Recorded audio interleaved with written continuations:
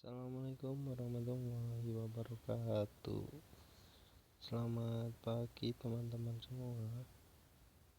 Apa kabar hari ini? Semoga teman-teman semua diberikan kesehatan dan kelancaran untuk belajar kita pada pagi hari ini ya.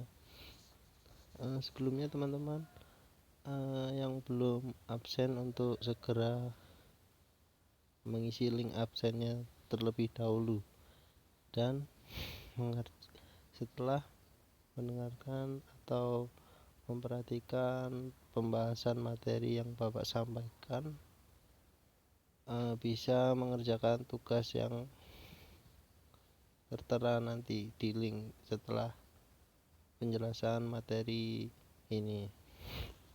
Yuk masuk ke materi kita pada pagi hari ini, yaitu kiat sukses belajar di SMA atau MA.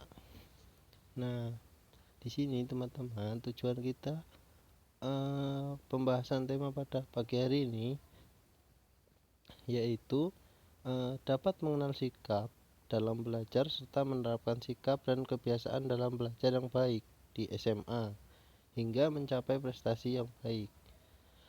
Nah, seperti itu tujuan yang akan kita capai untuk membahas pembahasan pada pagi hari ini, di mana kita bisa mengenal sikap kita dalam hal belajar, berikut dalam penerapan sikap hingga menjadi kebiasaan dalam belajar yang baik di SMA untuk mencapai hasil yang lebih maksimal, teman-teman.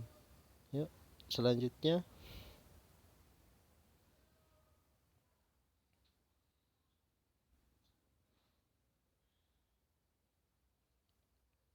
di sini Bapak ada speaking nih untuk mencairkan suasana semangat belajar sebelum materi LNBK disampaikan. Tebak gambar persepsi.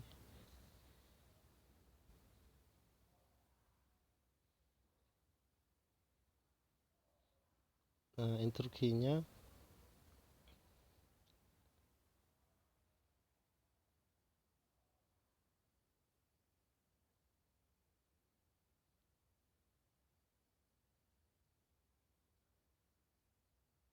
oke, lanjut ke persepsi. Salah satu tujuan pendidikan di SMA MA adalah untuk meningkatkan kemampuan siswa sesuai minat dan bakatnya sebagai bekal dalam mengadakan hubungan timbal balik dengan lingkungan sosial, budaya, dan alam semesta. Selain itu, dipersiapkan untuk melanjutkan studi pada jenjang yang lebih tinggi untuk mengembangkan diri sejalan perkembangan ilmu pengetahuan dan teknologi. Setiap siswa memiliki bakat dan minat sendiri, boleh jadi berbeda satu dengan lainnya. Perkembangannya dapat dipengaruhi oleh faktor dalam keadaan dirinya, juga sangat pengaruh dari luar dirinya. Mengapa demikian? Karena sebesar atau sebaik apapun bakat minatnya, tentu tergantung pilihan hidupnya. Apakah bakat minatnya ingin dicapai dengan sungguh-sungguh secara optimal, atau dibiarkan begitu saja tanpa tahu bahwa dirinya memiliki potensi yang sangat baik? Untuk itu, agar Anda bisa sukses melewati masa emasnya di SMA, maka perlu cara untuk pewujudannya. Nah, di sini kita nanti akan menampilkan tayangan video atau film yang nanti Bapak berikan di link yang Bapak share ya, teman-teman. Nah, ini nih tujuan pendidikan di SMA. Ada secara umum maupun secara khusus. Secara umum, untuk membantu peserta didik menanamkan, memperkuat, dan menetapkan pilihan minat terhadap kelompok mata pelajaran, minat lintas mata pelajaran, dan minat pendalaman pelajaran yang diikuti pada satuan pendidikan yang sedang ditempuh, arah pilihan karir, dan atau pilihan studi lanjut ke perguruan tinggi. Itu yang secara umum ya, teman-teman. Jadi yang secara khusus, pendidikan di SMA atau MA merupakan pendidikan untuk menyiapkan peserta didik menjadi manusia dewasa yang mampu hidup mandiri di masyarakat. Kemandirian tersebut nomor 1 didasarkan pada kematangan, pemenuhan potensi dasar, bakat, minat, dan keterampilan.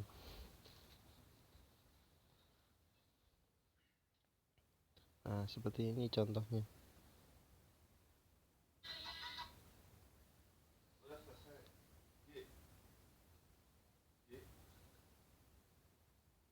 Memilih peminatan, jurusan, sikap, dan kebiasaan belajar. Nah, yang pertama teman-teman bisa mengenali minat dan bakat.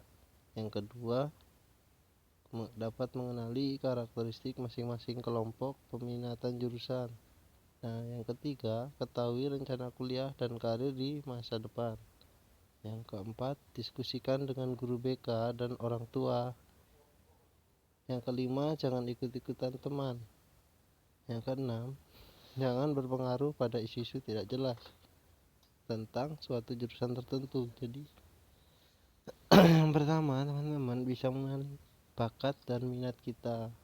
Nah, pasti sudah tahu teman-teman bakat dan minat itu apa ya.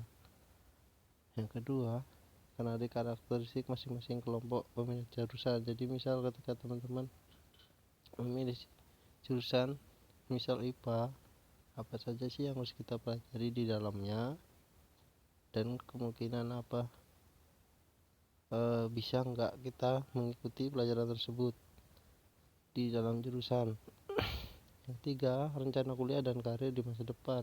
Teman-teman perlu merencanakan karir dan kuliah di masa depan sejak duduk di bangku kelas 10 ini, untuk memudahkan kita ketika kita sudah kelas 12 untuk studi lanjut selanjutnya.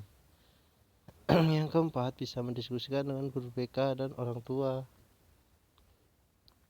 Nah, teman-teman bisa mendiskusikan dengan guru BK peminatan atau jurusan yang akan teman-teman ambil, dan orang tua, karena orang tua adalah panutan kita selama di rumah. Nah, sedangkan untuk orang tua di sekolahan ibaratnya bisa dikatakan guru BK-nya. Yang lima, jangan ikut-ikutan teman. Nah, ini sangat penting karena kita belajar nanti untuk pemilihan jurusan menyesuaikan potensi kita, diri kita masing-masing, bukan mengikuti teman. Yang keenam, berpengaruh pada isu-isu tidak jelas suatu jurusan.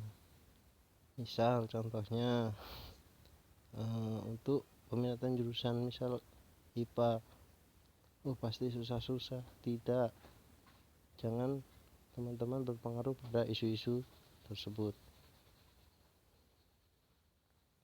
Nah, ini ciri-cirinya ya teman-teman ya, sikap dan kebiasaan belajar yang positif. Yang pertama, menyenangi pelajaran. Yang kedua, merasa senang mengikuti kegiatan belajar yang diprogramkan sekolah. Yang ketiga, mempunyai jadwal belajar yang teratur. Yang keempat, mempunyai disiplin diri dalam belajar. Yang kelima, masuk kelas tepat pada waktunya.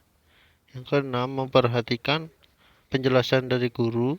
Yang ketujuh, mencatat pelajaran dalam buku khusus secara rapi dan lengkap. Yang delapan, senang mengajukan pertanyaan apabila tidak memahaminya. 9. Berpartisipasi aktif dalam kegiatan diskusi kelas. Yang ke-10, membaca pelajaran atau buku lainnya yang berguna secara teratur. 11. Mengerjakan tugas-tugas atau PR dengan sebaik-baiknya. Yang ke-12, ulet atau tekun dalam melaksanakan pelajaran praktik. 13. Tidak mudah putus asa apabila mengalami kegagalan dalam belajar.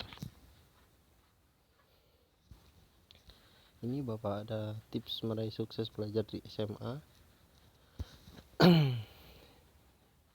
Yang pertama, memiliki iman dan takwa kepada Tuhan Yang Maha Esa. Yang kedua, berbakti kepada orang tua. Yang ketiga, menghormati guru. 4, berintegritas. 5, tata tertib, taat. 6, memiliki kemandirian. 7, menyusun visi, target, dan jadwal pencapaian. Nomor 8, temukan kegembiraan dalam tingkah langkah.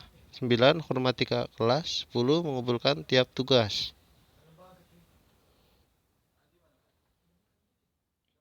Nah, dari penyampaian materi Bapak di atas, mohon teman-teman untuk bisa melaksanakan apa yang sudah kita bahas pada pagi hari ini dan mengerjakan tugas selanjutnya. Salah satunya yaitu merangkum materi yang sudah kita sampaikan pada yang kita sudah bahas pada pagi hari ini dan sudah Bapak sampaikan ya, teman-teman. Terima kasih. Sekian dari Bapak. Apabila banyak kesalahan dalam penyampaian materi, Bapak mohon maaf yang sebesar-besarnya. Wabillahi taufiq wal hidayah. Wassalamualaikum warahmatullahi wabarakatuh.